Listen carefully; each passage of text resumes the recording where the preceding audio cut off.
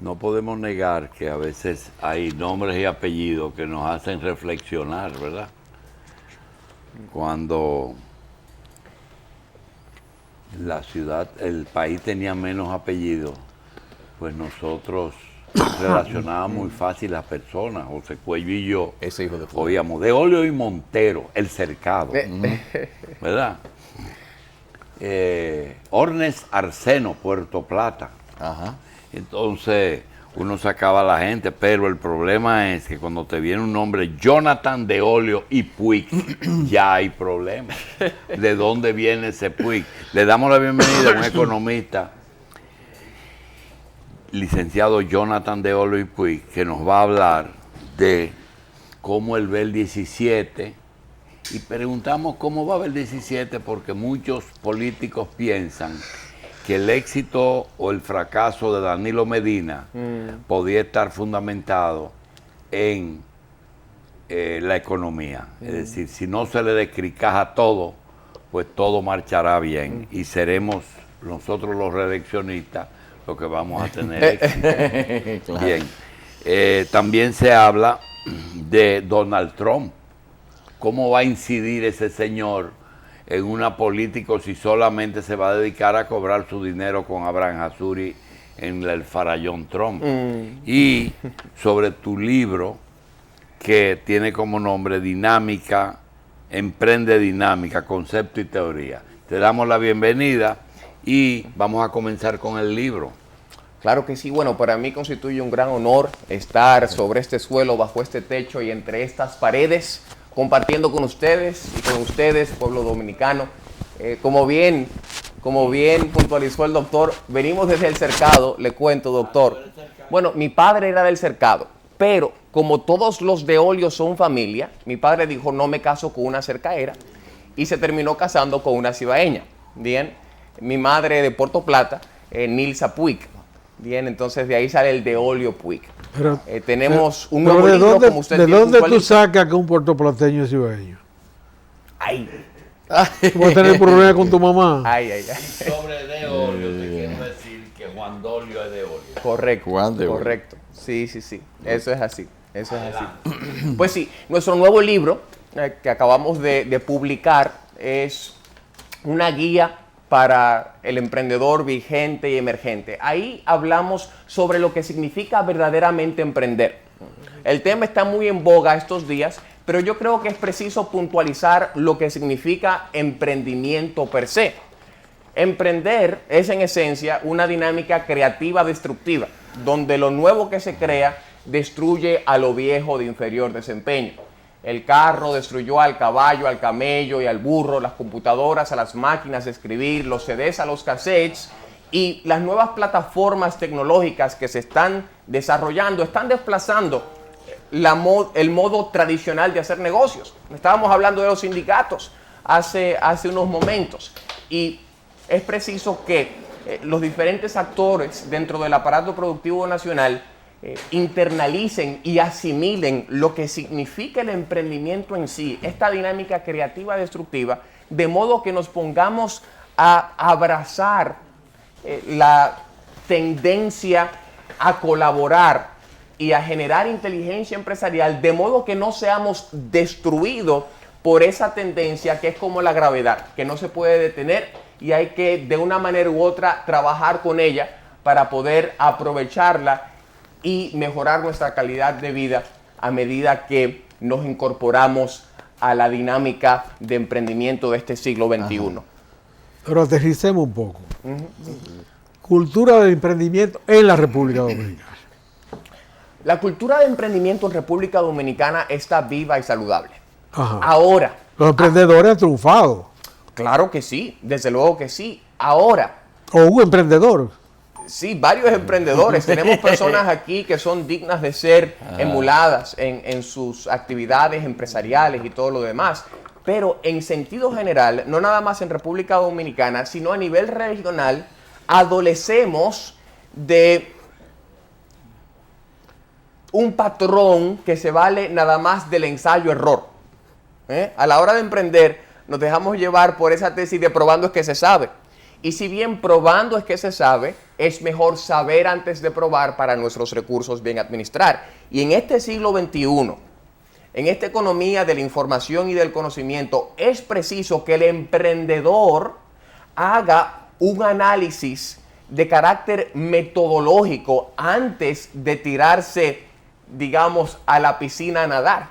Bien, mucha gente dice, no, que voy a emprender. Y comienza ahí, 1, 2, 3, 4, con diferentes ensayos y terminan fracasando.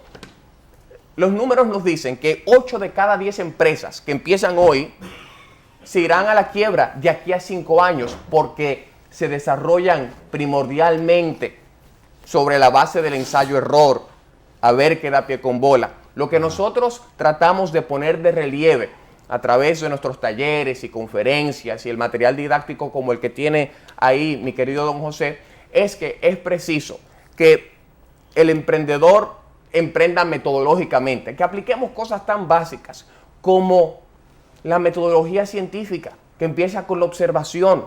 A veces nosotros no observamos en la dinámica cotidiana, donde dejamos que lo urgente desplaza lo importante. ¿Qué observan los emprendedores? Necesidades. ¿Qué hizo Steve Jobs? Identificó una necesidad latente que todavía no se había hecho manifiesta en lo que atañe a la necesidad que tenemos en este siglo XXI de manejar mucha información en poco tiempo y de manera accesible en todo tiempo. Sí. Y por eso en el 2007 sacó el iPhone, el teléfono inteligente. Nosotros no sabíamos que necesitábamos el teléfono inteligente. No fue sino hasta que nos lo ofertaron que supimos que lo necesitábamos. Bien, es una dinámica muy interesante. Hay un asunto, el emprendimiento, y que uno ve con frecuencia de gente que pone un negocio pensando que sus amigos van a ser sus principales clientes. ¿Eso se puede considerar un error o en la práctica qué es lo que eso demuestra? Bueno, yo creo, Carlos... O sea, crea un negocio pensando, ok, yo voy a hacer esto y aquí va a venir fulano, pero quizá no tienen una garantía absoluta más allá de lo que es el trato personal. Entonces, ¿qué puede haber en cuanto a eso? Bueno, yo creo que es preciso que el emprendedor empiece cultivando su mercado natural. Bien, amigos, familiares, vecinos y todo lo demás. Pero muchas veces el emprendedor no se da cuenta que ya dentro de ese círculo, de ese denominado mercado natural, tiene una tasa de rechazo. A veces cree que, por eso, huyéndole a la tasa de rechazo, nada más se dedica, a veces se focaliza solamente en los allegados para brindar. Pero a veces los allegados, pero no se salva. Pero a veces los allegados, lamentablemente, no necesariamente creen en la visión que tiene el emprendedor. O sea, yo interactúo con muchos emprendedores todas las semanas y muchos me dicen, no, es que mi familia no creyó en mí.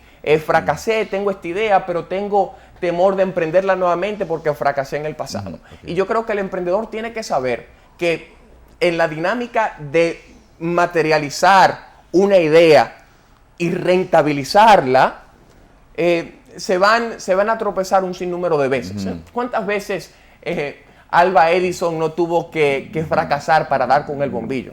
Pero, ¿qué pasa? El distinguido se valía de la metodología científica del emprendimiento. No nada más fracasaba, sino que le hacía una autopsia al fracaso.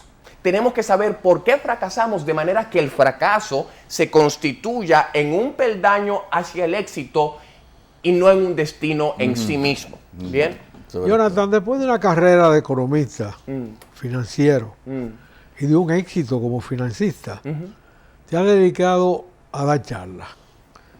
¿Cómo emprendiste ese camino? Fue un descubrimiento orgánico, mi querido don Israel. Yo me desarrollé en Wall Street como corredor de acciones. Comencé a emprender en el año 2008, en el apogeo de la recesión. Muchos de mis profesores de economía en Boston me dijeron, Jonathan, la cosa está color de hormiga. Tenía ofertas para trabajar en el piso 25 de un edificio en la ciudad, allá en Boston, pero decidí decirle que no a esas oportunidades corporativas tradicionales y decidí irme a Miami a desarrollar una práctica de asesoría financiera desde la Zapata en el apogeo de la crisis financiera global. Le dije a mis profesores, oigan, Si he aprendido algo como economista es que toda noche está seguida por un día, así como toda recesión está seguida por una recuperación y las estrellas brillan de noche. Con ese pensamiento bonito bajé a Miami y comencé a tocar puertas. El hispano va a Estados Unidos en búsqueda de una mejor calidad de vida. Y muchas veces satisfacemos nuestras necesidades básicas, pero nos quedamos ahí. Nos quedamos en el consumismo y no desarrollamos una cultura de inversión, y muchas veces es por falta de educación. Entonces yo identifiqué esa necesidad graduándome de la universidad en el año 2008 y bajé a Miami, construí una práctica sobre la base de la educación. Yo daba talleres y conferencias gratuitamente a la comunidad hispana en Miami, y bueno, después de tocar muchas puertas, se me desarrolló mi práctica, pude aperturar mis oficinas allá. Duré unos 3 años cultivándola, nos fue bien. Cuando entré, el Dow Jones estaba en 6.500, que había bajado desde 13.000 puntos. Acuérdense, un debacle de 60%. De un día para otro, la gente estaba súper disgustada, no querían invertir. Y yo tocaba las puertas y le decía a la gente, vamos a invertir, que ahora las compañías de calidad se están vendiendo a un precio muy bueno, y pocos querían invertir. Y me decían, Jonathan, yo lo que quiero es vender mis inversiones. Yo le decía, no, si vendes, materializas la pérdida. Si vendes, materializas la pérdida. Tienes compañías de calidad como Johnson & Johnson en tu portafolio, por ejemplo. Y si es una compañía de calidad, es como una pelota que cuando cae rebota, no como un huevo que cuando cae explota. Entonces el inversionista contrariado no piensa con la cabeza caliente y vende una vez el precio de la acción desciende, sino que procede como un contrariado, compra cuando todo el mundo vende, vende cuando todo el mundo compra. Entonces, después de compartir esa tesis con cientos de personas literalmente, unos cuantos me dijeron que sí e invirtieron $1 millón en el mercado conmigo en ese año, en el 2008. Qué bueno. Y a partir de eso se desarrolló mi práctica, y bueno, después nos fuimos a Londres, y ahí es donde descubro esta dinámica del Management Consultancy, bien, talleres, conferencias, asesorías, a través de materiales didácticos como el que tiene en sus manos, y una serie de levantamientos que hago a partir de conceptos y paradigmas económicos que buscan optimizar el desempeño dentro de organizaciones pequeñas, medianas y grandes. Sí. ¿Qué tú le recomendarías a una persona, o bien, vamos a plantearte el caso de un emprendedor que depende de sus relaciones gubernamentales, es decir, de quien esté en el poder, de sus amigos en el poder, pero que aún a pesar de eso quiere tener un negocio que perdure en el tiempo? ¿Tú crees que es posible que una empresa perdure en el tiempo teniendo básicamente una base económica que depende de las relaciones con la oficialidad del Ejecutivo? Yo creo que esas empresas que se desarrollan sobre la base de coyunturas netamente son sintéticas, no son orgánicas, no tienen una fuente de valor que pueda sostenerse en el tiempo. Yo creo que de hecho lo que necesitamos en República Dominicana es eliminar la preponderancia de ese tipo de empresas. Bien, ¿qué dijimos al principio? Que el emprendimiento es una dinámica creativa destructiva donde lo nuevo destruye a lo viejo de inferior desempeño. Y así como el carro destruyó al caballo, al camello y al burro, lo que necesitamos sobre suelo y bajo cielo quisqueyano es que la meritocracia integral destruya el sistema político clientelar que tiene al Estado en sobrepeso y al pobre sin un peso. Bien, entonces esas dinámicas tenemos que buscar modos y maneras de disminuirlas a su mínima expresión, idealmente. Sí, Jonathan, hay varios temas para ti. Lo de Trump es un tema para un programa entero, porque va a haber un cambio en el paradigma total del poder americano. Ya se está viendo. Pero hay problemas en la vida dominicana de la maduración de la economía que tú has enunciado. Se hizo una privatización de las gerencias empresariales de Trujillo, en que prácticamente se regalaron los bienes y se acordaron contratos con los beneficiarios de ese regalo que le garantizaban rentabilidades brutales, particularmente en el sector eléctrico, pero en otros sectores también. ¿Qué tú harías ahora si te tocara avanzar en ese proceso y privatizar el metro, privatizar el Banco Reserva, privatizar la inversión aventurera, si se quiere, de la planta de Punta Catalina. Sí. ¿Cómo tú montarías ese proceso ahora? De cara a la experiencia que se tuvo antes y de cara a la madurez de la economía dominicana. No voy a pretender que tengo la capacidad para prescribir una receta final y firme para resolver ese problema. De ninguna manera, es una opinión. Ahora, mi opinión es que debemos desmontar de una vez y por todas los privilegios que muchos han tenido, que no tienen ninguna razón de ser en términos económicos. Como usted bien le decía al distinguido que estaba aquí, al señor William, oye, ya somos grandes, no tenemos por qué tener ciertos privilegios que nos dan ventajas económicas que muchas veces afectan, tienen un perjuicio sobre los más menesterosos de la población. Bien, eso tenemos que desmontarlos de una vez y por todas. Vivimos, se supone, en una economía capitalista, bien, donde se celebra la libre empresa. La libre empresa nos dice, según lo que esbozó Adam Smith, el padre de la economía moderna, en su libro La riqueza de las naciones en el año 1776, nos dice que no es por la benevolencia del carnicero, ni del panadero, ni del cervecero que podemos contar con nuestra cena. Es por su propio interés. La cosa se daña, el jabón se echa en el sancocho cuando el Estado comienza a intervenir y a dar privilegios para aumentar y solidificar sus cuotas de poder, que es la única razón por la cual el Estado da privilegios, para solidificar y aumentar sus cuotas de poder, utilizando el dinero del pueblo. Estas políticas keynesianas y asistencialistas lo que han hecho es coger el dinero del pueblo para sobornar al propio pueblo con su propio dinero. Bien, entonces todos esos privilegios a los cuales usted hace alusión, que tiene un conocimiento profundo del particular, un conocimiento que me quito el sombrero y que tiene que ser democratizado de modo que todos despertemos a un nivel de conciencia que nos lleve a exigir al Estado una transformación irreversible en naturaleza. Bien, todos esos privilegios hay que desmontarlos. Sin importar a quién le caigamos mal en el corto y mediano plazo. Sí, pero bueno, a pesar de la enorme cantidad de dinero que se mueve en las fuentes de financiamiento, no hay en el país un mercado de renta variable. ¿Cómo se iniciaría un mercado de renta variable en la República Dominicana? Un mercado de renta variable en República Dominicana se inicia... O sea, un mercado de acciones. De acciones, sí. de acciones. Un mercado de acciones en República Dominicana se inicia primeramente a través de la democratización del conocimiento, a través de transparentar los procesos. Porque para que una compañía se cotice públicamente, tiene que poner todas las cartas sobre la mesa.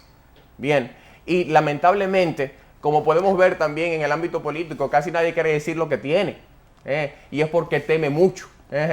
El que mucho debe, mucho teme y nada pone de relieve. Bien, entonces lo primero que tenemos que cambiar es esa cultura de que yo no tengo que rendir cuentas. Una compañía que se cotice públicamente, que quiera recaudar capital del público, tiene que poner todas las cartas sobre la mesa. Y necesitamos esa disposición de corazón de los grandes empresarios primeramente para poder tener un sistema aquí que nos permita proveerle al inversionista individual instrumentos de acumulación de capital. Y déjeme decirle que la inexistencia de instrumentos de acumulación de capital en República Dominicana enajena al inversionista individual.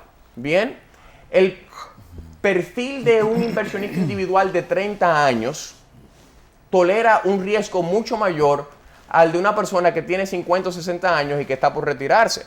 Bien, una persona que tiene 55 o 60 años, que lleva 20, 30 años en la fuerza laboral, ya ha acumulado un capital. ¿Y qué es lo que quiere? Preservar el poder adquisitivo de su capital, y lo hace a través de instrumentos de renta fija.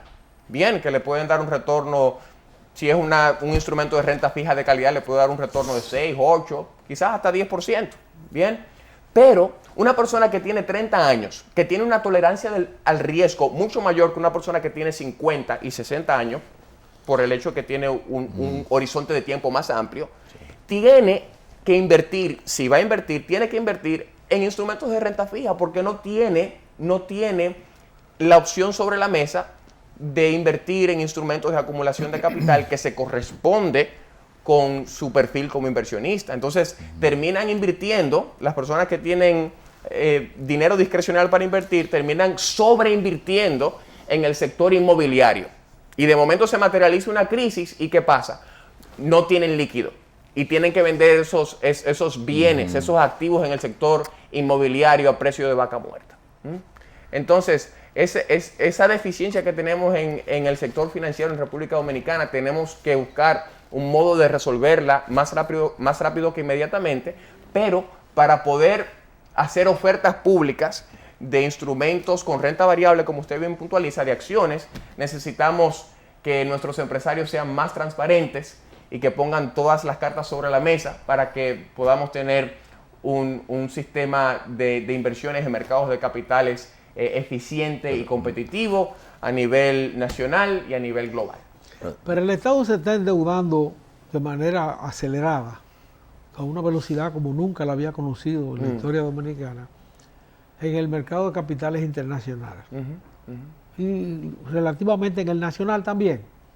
Sin embargo, una parte considerable de ese dinero se está llevando a inversiones empresariales prácticas, propiamente dichas.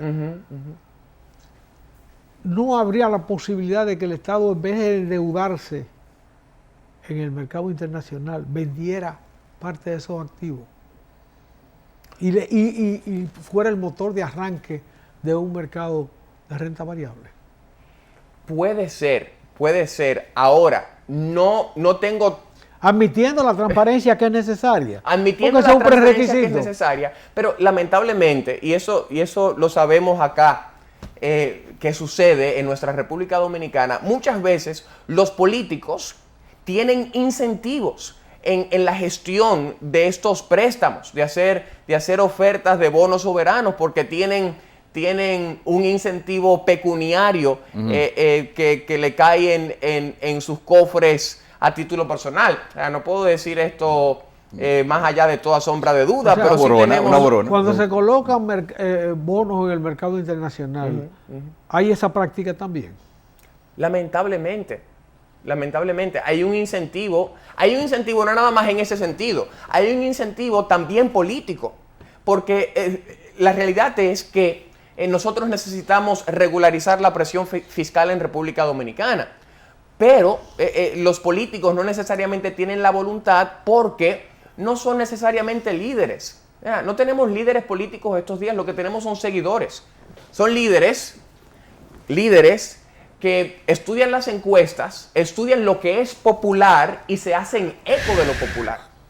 Yo no quiero un líder así, yo quiero un líder que tenga la valentía de decirme la verdad, lo que se tiene que hacer para subsanar las dolencias del cuerpo, del cuerpo societario. Lo que él cree que se tiene que hacer. Lo que él cree que se tiene que hacer, y si está en una posición de poder es porque quizás se supone que tenga la capacidad para determinar qué es lo que se tiene que hacer. Bien, pero que nos diga la verdad y no lo que queremos escuchar. Entonces el político sigue el camino de menos resistencia y busca préstamos en vez de buscar modos y maneras de eficientizar el sistema de recaudaciones, de poner a pagar a las personas que tienen que pagar impuestos al Estado y no tener que recurrir de una manera tan exagerada a mercados de capitales tan regularmente. A cada rato estamos colocando bonos en el mercado internacional y nos lo están comprando porque nuestra economía, gracias a Dios, no le ha ido mal, pero yo creo que si seguimos en esa práctica en el mediano plazo, eso va a tener consecuencias negativas para la economía dominicana, sin lugar a dudas.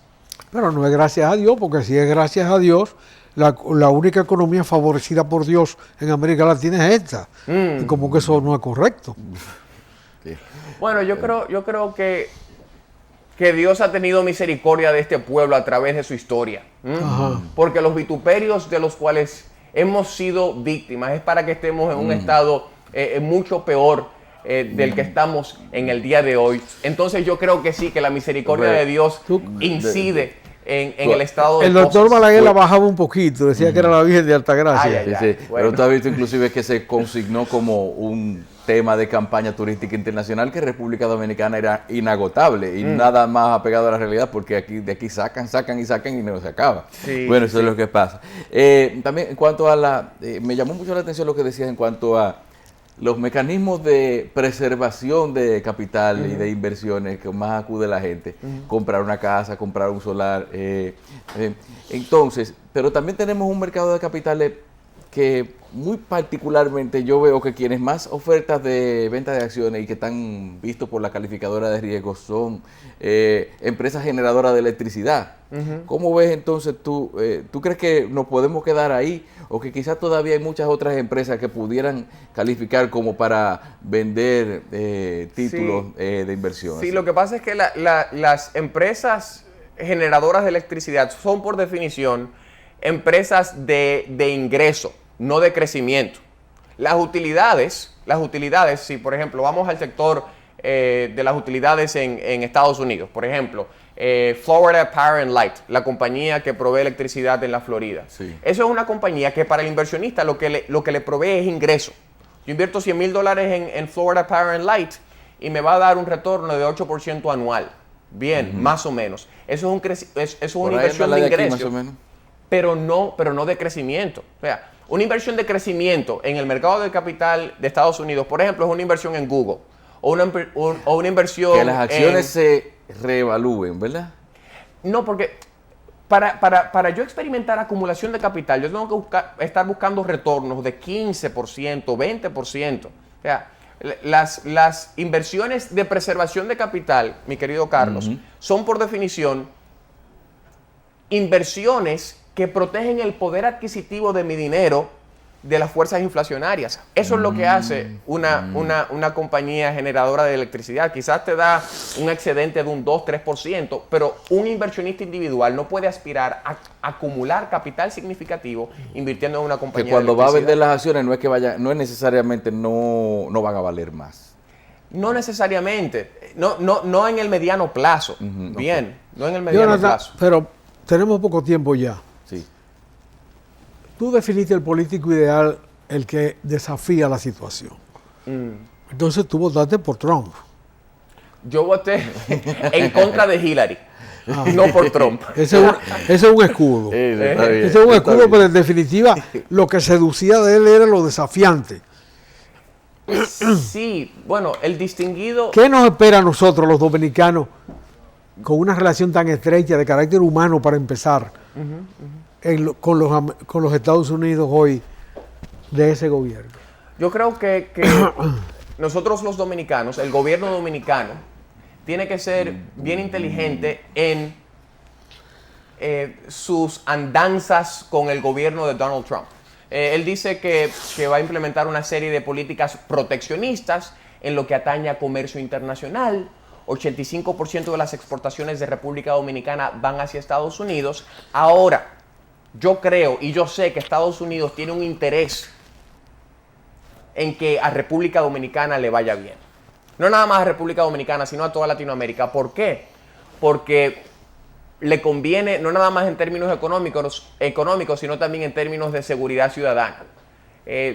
Se ha puesto de relieve el hecho de que muchos miembros del Estado Islámico han estado infiltrando a muchos de sus correligionarios a la región latinoamericana. Bien, entonces, considerando que una de las prioridades del gobierno de Trump es fortalecer la seguridad ciudadana y ponerle fin al Estado Islámico, bien, él no quiere que la región se desestabilice. Y para que la región no se desestabilice necesitamos un crecimiento económico importante, por lo menos uno que no sea malogrado por políticas o medidas proteccionistas en lo que atañe al comercio internacional per se. Bien. ¿Dónde conseguimos el libro? Está disponible en mi sitio web www.jonathandolio.com. También está disponible en la librería Cuesta, en la 27 con Lincoln. Bien, Jonathan de Olio Puig, muchas gracias por todo lo que nos dices. No, un placer. Está bien, Un placer. las puertas están abiertas. Gracias. Continuamos.